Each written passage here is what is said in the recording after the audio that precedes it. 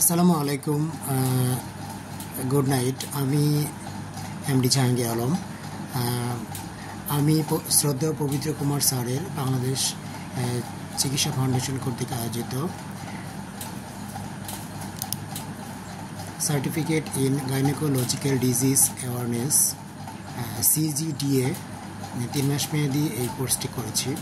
তো এখানে আমার রোল নাম্বার CF-BD CGOA-1042516 শ্রদ্ধেয় পবিত্র কুমার স্যার মেয়েদের ক্যান্সার সম্পর্কে অনেক বিষয় আলোচনা করেছেন। সব কয়টা বিষয় আমার কাছে খুবই ভালো লেগেছে, এমনকি বুঝতে পেরেছি এখানে সার্ভিক্যাল ক্যান্সার, তারপরে বালবার ক্যান্সার, ভ্যাজাইনাল ক্যান্সার বিষয়ে আলোচনা করেছেন। আমি একটা বিষয়ের নিয়ে আমি একটু সংক্ষেপে আলোচনা করব। বালবার ক্যান্সার বিষয়ে আমি একটু সম্পর্কে আলোচনা করব। তো বালবার ক্যান্সার হলো মহিলাদের বহির্জনন অঙ্গের বাইরের অংশ, অর্থাৎ বালবা যেখানে থাকে লেবিয়া, ক্লিটোরিস এবং ভ্যাজাইনাল ওপেনিং এর আশেপাশের এলাকাতে সৃষ্ট ক্যান্সার। এটি সাধারণত ধীরে ধীরে বৃদ্ধি পায় এবং প্রাথমিকভাবে ত্বকের উপরের স্তরে শুরু হয়। অত্যাবশ্যকীয় তথ্য হলো এটি নারীদের তুলনায় খুবই বিরল ক্যান্সার।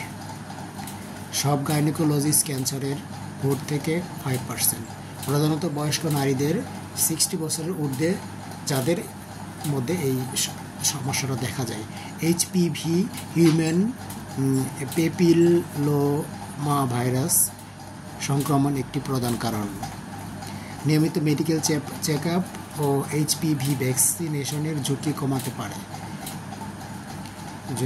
প্রতি বছর 10 লাখ নারীতে প্রায় 1 থেকে 2 জনের মধ্যে বালবার ক্যান্সার ধরা পড়ে।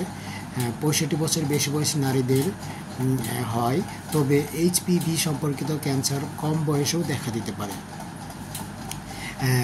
Aetiology human papilloma virus type 16 ও 18, দীর্ঘদিনের লিচেন স্কেরোলিসিস নামক চর্মরোগ, দীর্ঘস্থায়ী ইনফ্লামেশন, সংক্রমণ ধূমপানের কারণে হতে পারে। ক্লাসিফিকেশন বালবার স্কিনের উপরিভাগের কোষে হয়, সেল সারসিমোমা, তারপর বালবা গ্রন্থিতে হয়, তারপরে রঙিন কোষ থেকে শুরু হয়, ভেসেল সেল থেকে শুরু হয়।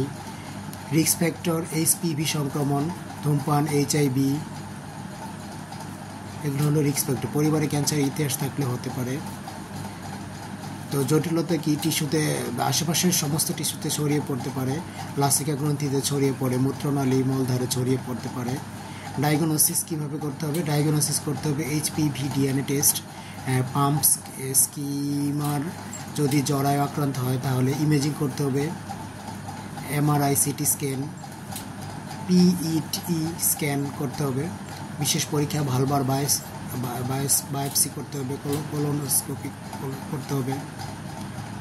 চিকিৎসা, জরুরি চিকিৎসা, অতিরিক্ত রক্তপাত হলে তাৎক্ষণিক ভর্তি ও হেমোস্ট্যাসিস করতে হবে, ঔষধ ও ড্রাগ থেরাপি দিতে হবে। আর এখানে ক্যাপসুল কিছু বলে দেওয়া আছে। 5% একটা ক্রিম, 5% ট্রপিক্যাল ইমোকিউমোট, 5% একটা ক্রিম VIN রোগীদের জন্য।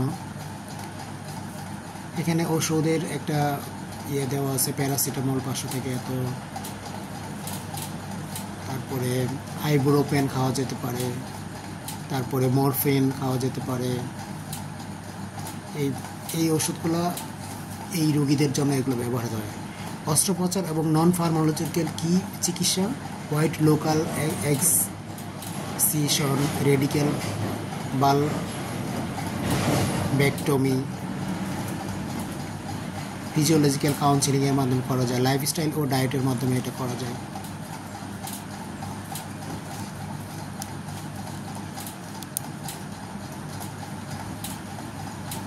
বারবার ক্যান্সার রোগীদের খাদ্যবিধি: সবুজ শাকসবজি খেতে হবে, অ্যান্টিঅক্সিডেন্ট খেতে হবে। সবুজ শাকসবজিতে অ্যান্টিঅক্সিডেন্ট থাকে, দুপুরে ও রাতে অ্যান্টিঅক্সিডেন্ট খেতে হবে। তো আল্লাহ হাফেজ।